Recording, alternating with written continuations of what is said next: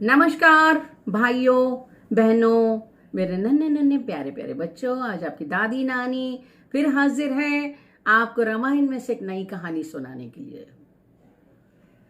पिछले एपिसोड में आपने देखा कि राम जी का राज्याभिषेक होना था, लेकिन कैकेयी ने सब कुछ पलट दिया। महाराज दशरथ से अपने पुराने 2 वरदान मांगे, जिसमें एक में भरत के लिए राज्य तिलक और राम जी के लिए 14 वर्ष का वनवास। सबने बहुत समझाने की कोशिश की, लेकिन वो नहीं मानी। श्री राम जी को वनवास की खबर अयोध्या में आग की तरह फैल गई। जहां खुशी का माहौल था, वहां शोक का समुद्र फैल गया। अयोध्या के राजभवन में जहां मंगल गीत गूंज रहे थे, उनका स्थान विलाप ने ले लिया। दुख में डूबे अयोध्यावासी कैकेयी को गालियां निकाल रहे थे। लक्ष्मण जी को जब पता चला, भागकर राम जी के पास गए, महाराज दशरथ के विरुद्ध बोलने लगे, लेकिन राम जी ने रोका। उन्होंने राम जी के चरण पकड़ लिए और कहा कि मुझे आपके साथ जाना है। श्री राम जी ने उसे समझाया कि इस समय तुम्हें यहां रहना चाहिए। अयोध्या में शोक की लहर है। पिताजी भी वियोग के कारण दुखी हैं, बूढ़े भी हैं। भरत और शत्रुघ्न यहां नहीं हैं। इस अवस्था में तुम्हारा छोड़कर जाना गलत है। लक्ष्मण जी ने कहा, प्रभु आपकी सीख अच्छी है, लेकिन मैं बच्चा हूं जिसे सीख नहीं प्रेम की जरूरत है। धर्म और नीति की जरूरत उसे होती है जिसे कीर्ति, संपत्ति, सुख चाहिए। मेरी तो सिर्फ मन, वचन, कर्म से आप में प्रीति है। जब राम जी ने देखा कि वो नहीं मानेगा, तो वो कहते हैं कि ठीक है, फिर मां से आशीर्वाद लेकर आ जाओ। लक्ष्मण खुश होकर सुमित्रा जी के पास जाता है।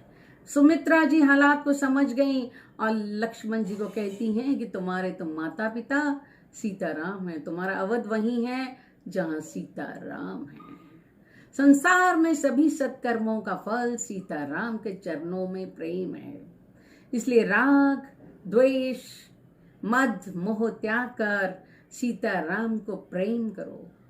मां सुमित्रा के चरणों में प्रणाम करके सीताराम के पास आए और तीनों महाराज दशरथ के पास अंतिम विदा लेने गए। श्री राम ने अपनी संपूर्ण संपत्ति गरीबों में बांट दी। अयोध्यावासी सोचने लगे कि राम जैसे धर्मात्मा जब वन में जा रहे हैं, तो हमने यहां रहकर क्या करना है। श्री राम, सीता, लक्ष्मण जी महाराज दशरथ जी के पास पहुंचे। महाराज बिना जल के मछली की तरह तड़प रहे थे।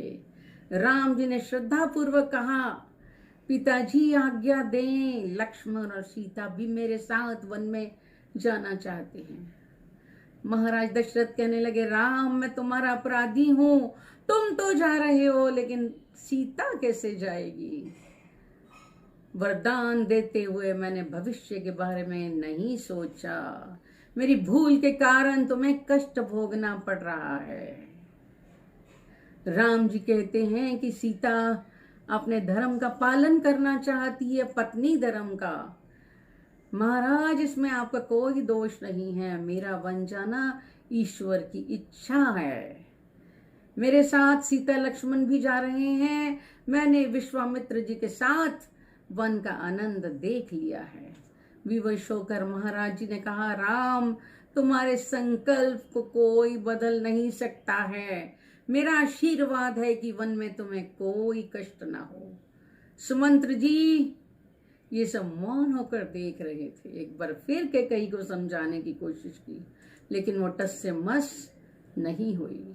महाराज दशरथ ने कहा कि मुझे यहां नहीं रहना है, मैं भी तुम्हारे साथ वन चलूंगा।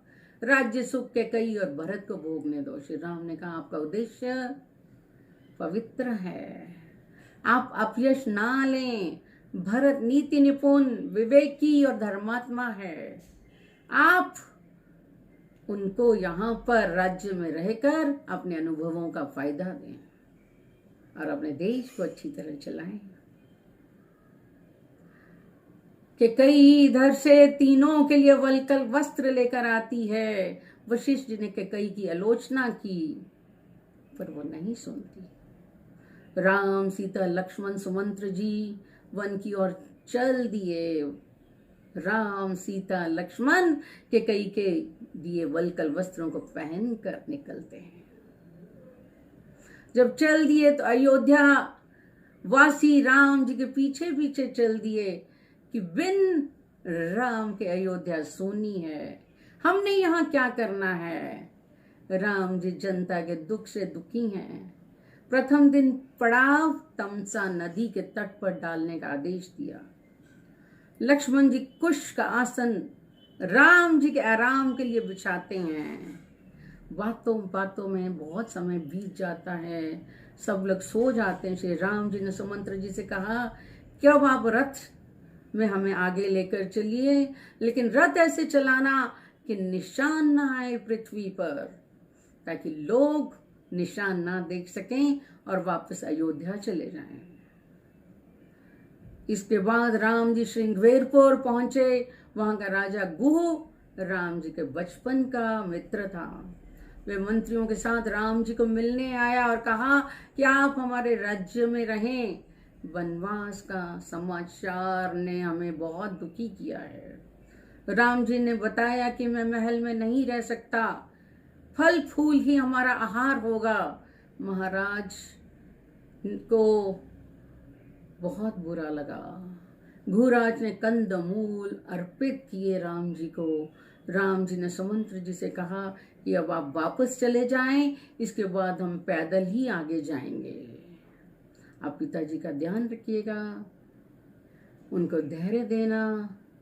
और इस तरीके से राम जी आगे चलते हैं। अगली एपिसोड्स में हम इस बात पर विचार करेंगे कि राम जी कहाँ कहाँ रुके, उनका वन में जो रहना है वो कैसे रहा। जय श्री राम।